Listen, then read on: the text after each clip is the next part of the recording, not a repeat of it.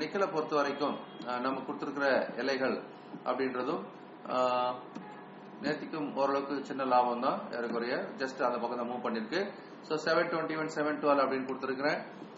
721 and 712 712 எங்க வருது அப்படின்னா இங்க வரும் 712 கரெக்டா. அந்த 712 தான் கீழே உடைச்ச உடனே அது ரெசிஸ்ட் ஆகி இடிச்சிட்டு இருக்கு.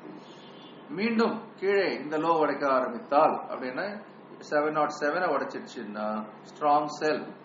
ஏன்னா இந்த இடத்துல ஏற்கனவே இந்த முக்கியமான எல்லை தான் 707 தான் சப்போர்ட்.